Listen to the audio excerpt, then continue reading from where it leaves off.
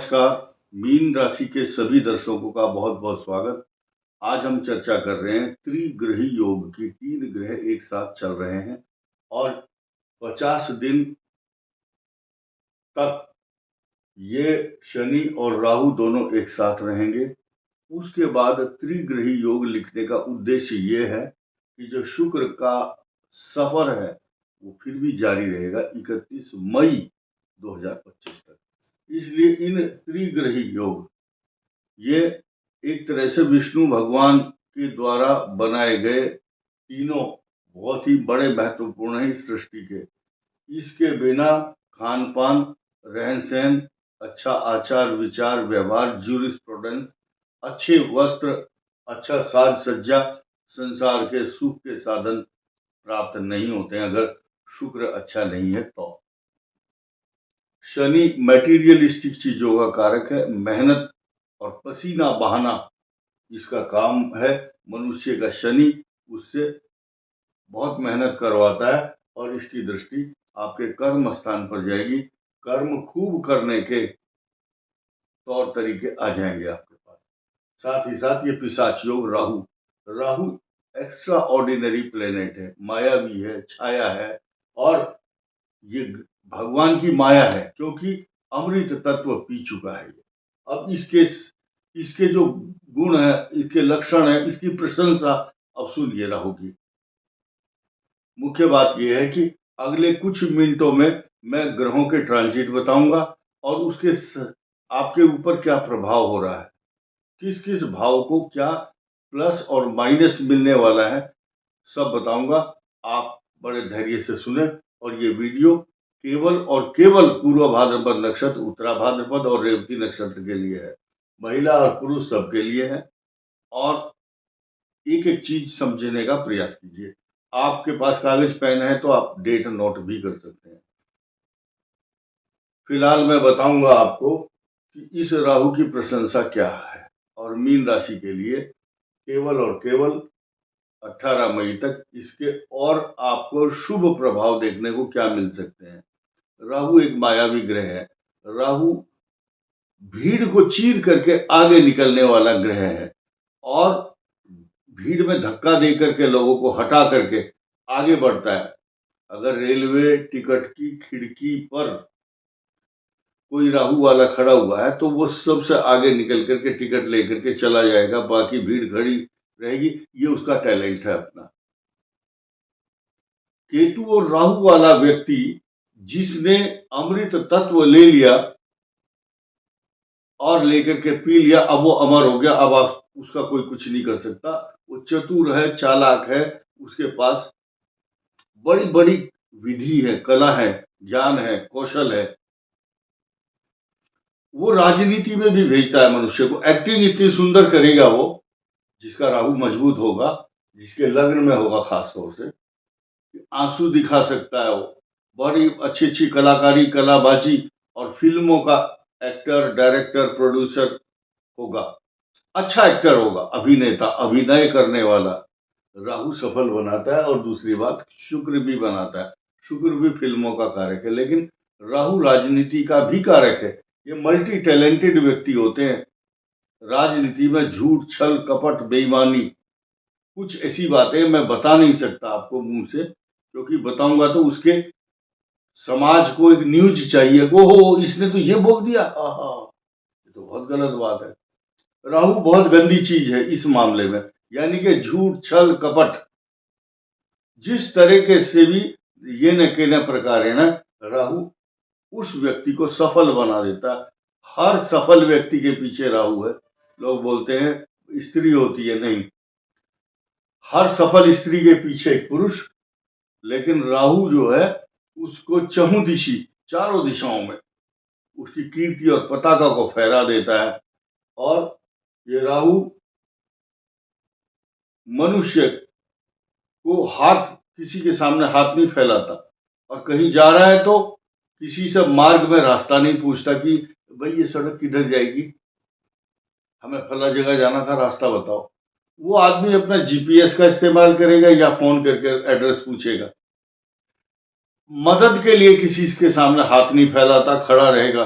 अगर गाड़ी खराब हो गई, टेक्निक ढूंढ लेगा, लेकिन वो किसी से मदद नहीं मांगता। उसकी अपनी नीति, रीति और प्रीति होती है, और उसके खानदान में कोई ऐसा काम नहीं किया होगा जो वो करके दिखा सकता है।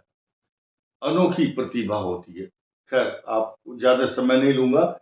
राहु, शुक्र और शनि, ये तीनों का बहुत बड़ा दायित्व है। 50 दिन पिशाच योग और त्रिग्रही योग के कारण 31 मई 2025 तक शुक्र का उच्च राशि में, उच्च राशि में मालव्य योग बना रहा है, और आपके पराक्रम भाव से या ऊर्जा मिल रही है। इसको ऊर्जा क्यों मिल रही है, उसका भी लॉजिक है। इस भाव का स्वामी यहाँ, इस भाव का स्वामी यहाँ, इंटरचेंज, राशि परिवर्तन। और ये बृहस्पति अब ठीक 12 साल के बाद, after 12 year it will give you effect, और ये 2037 में ये बृहस्पति फिर यहाँ पर आएंगे और आपके भाग्य को पल्लवित, पुष्पित, पोषित, सिंचित, प्रफुल्लित, आनंदित, गर्वित और हर्षित करने वाले हैं। आपको खुशी देंगे, अभी भी खुशी दे रहे हैं। मीन राशि वाला आदमी वही बच रहा है जो बृहस्पति को जच रहा है कि बृहस्पति एक्स्ट्रा ऑर्डिनरी क्वालिटी दे रहे हैं, एक्स्ट्रा ऑर्डिनरी अमृत तत्व की ऊर्जा से आपके भाग्य को प्रफुल्लित करते हैं, और आपके अंदर बड़ी बड़ी शक्तियों का उत्पादन, प्रोडक्शन भी कर रहे हैं। ये प्रोडक्शन करते हैं भाग्य के द्वारा। भाग्यम फलति सर्वत्र, आपके भाग्य को सर्वत्र फैलाते हैं। ये केतु है।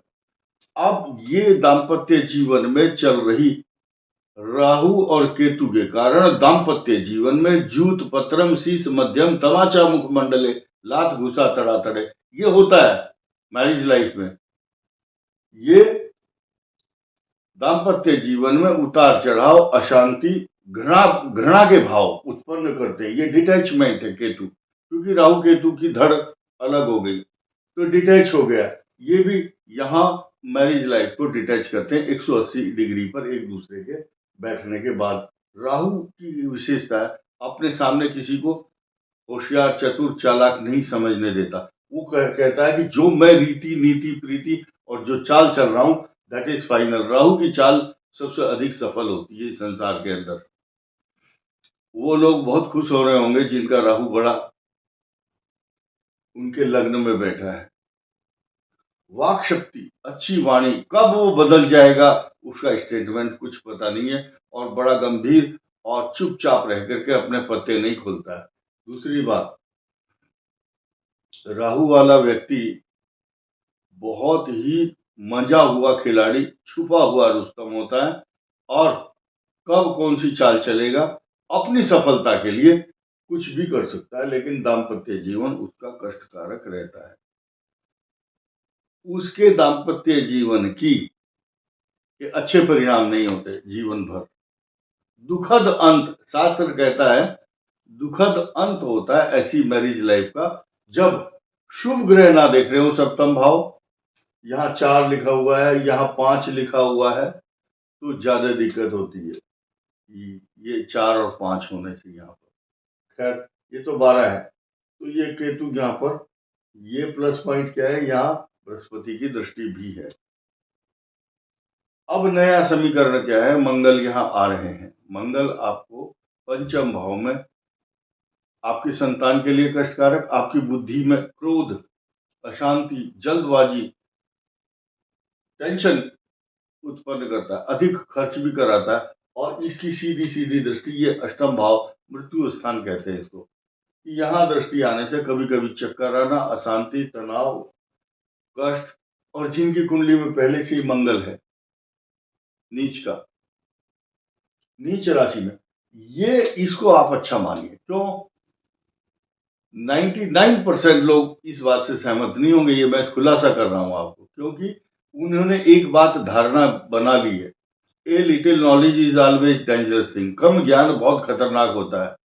तो एक बात मान लीजिए, नीच राशि में ये नहीं देखता कोई, ये भाग्येश भी है और त्रिकोण में है, भाग्येश है, त्रिकोण में है, ये यहाँ पावरफुल हो जाता, धन का लाभ भी कराता है, पैसा भी दिलाता है, नौकरी, तरक्की, जायदाद और एजुकेशन में टेक्निकल शिक्षाओं का ज्ञान और पूर्व जन्म की जो प्रतिभा है उसको डग आउट करके और टेक्निकल दृष्टि से, और संतान को तो कष्ट देता है क्या, इन्फेक्शन, बीमारी, गले के रोग, बुखार, ये हॉट प्लेनेट है ना, इसलिए बाकी सबकी कुंडली के हिसाब से अलग अलग ग्रह काम करते हैं।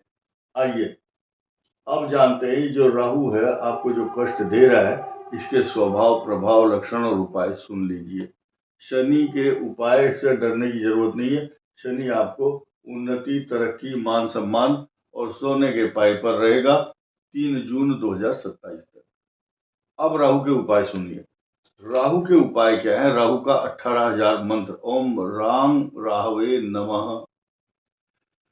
और पुराना जूता, पुराना चप्पल, छाता, ब्राउन कलर की मिठाई, ब्राउन कलर का अन्न, मसूर की दाल, ये सब दान करने चाहिए। दान और उपाय हम इसलिए नहीं बताते कि हम अपनी मुसीबत खुद मोल ले लेते हैं। कुछ दर्शक ऐसे अज्ञानी होते हैं कि यहाँ तो ध्यान नहीं देंगे, बोले नहीं इस पंडित जी को फोन करेंगे, मैसेज करेंगे, कमेंट लिखेंगे, जवाब देगा। इस चक्कर में मत रहो। हम ही तो बोल रहे हैं खुद यहाँ पर, जो शब्द हम बोल रहे हैं उसको नोट कीजिए और लिख लीजिए। बस इतना काफी है। इस वीडियो में इतना ही। धन्यवाद, नमस्कार।